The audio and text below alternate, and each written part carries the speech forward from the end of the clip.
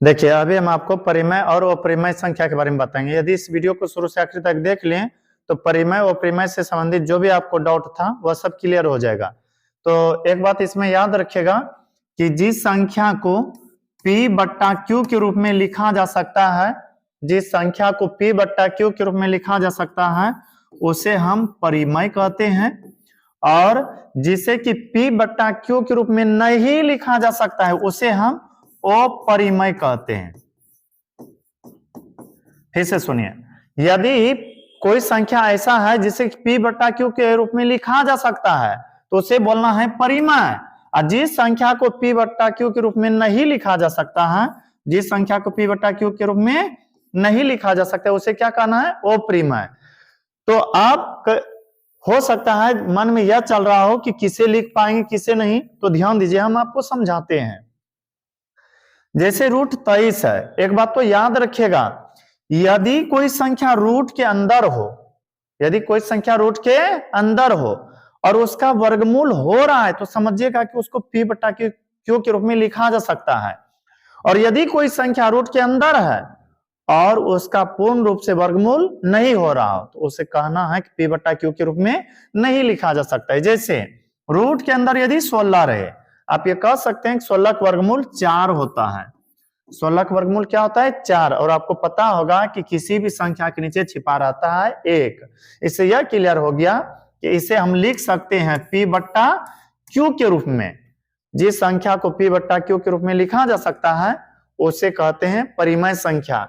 जबकि जैसे कि इधर देखिए रूट अंदर है 17 का वर्गमूल नहीं होता है, तो इस जगह पर आप इसके नीचे 1 नहीं मान सकते हैं। तो हम यह कह सकते हैं कि इस संख्या को P बट्टा Q के रूप में नहीं लिखा जा सकता है, इस संख्या को P बट्टा Q के रूप में नहीं लिखा जा सकता है। इसलिए क्या हुआ? यह अशांत हुआ। तो ध्यान दीजिएगा, अब देखिए 23 है, रूट अंदर 23 है। क्या लगता है कि 23 का वर्गमूल होता है? नहीं। यदि वर्गमूल नहीं होता है तो यह हो गया कौन सा संख्या? अपरिमेय संख्या। एक कौन सा संख्या हो गया? अपरिमेय संख्या। हालांकि सोल्व दे करके यह सब लिखेगा। अब देखिए 225 रूट के अंदर है 225 और इसका वर्गमूल होता है 15। 225 का वर्गमूल क्या होता है? 15। तो इसके नीचे आप मान सकते कितना? 1। और इस जगह पर आप यह कह सकते हैं यह ऐसी संख्या है जिसे P बट्टा Q के रूप में लिखा जा सकता है। यदि कोई संख्या रूट के अंदर हो लेकिन उसका यदि पूर्ण रूप से वर्गमूल हो रहा हो तो उसको कहना है परिमेय संख्या। कौन सा संख्या? परिमेय संख्या। हाँ, और एक बात याद रखिएगा, यदि कोई संख्या दशमलव में हो, जैसे कि 1.6 दशमलव में हो और आगे इस तरह से डॉट डॉट हो, कहिएगा वह अपरिमेय संख्या है। कौन सा संख्या? अपरिमेय संख्या। आपको कहेगा कैसे कहते हैं अपरिमेय है, खुद से सोचिए।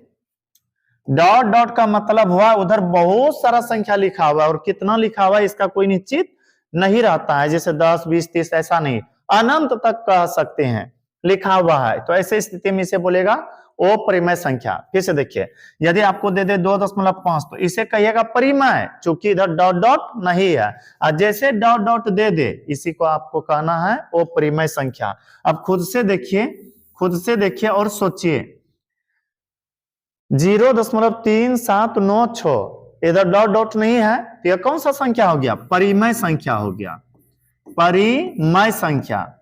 फिर देखिए यहां पर 7.47848 फिर डॉट डॉट डॉट इस तरह से है तो यह कौन सा संख्या हो गया?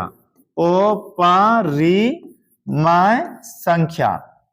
और याद रखिएगा साइड से, और यह कई बार बोर्ड एग्जाम में पूछा गया है, पाई कैसी संख्या है? पाई अपरिमेय संख्या है, जबकि पाई का ही मान होता है, पाई कैसी संख्या है?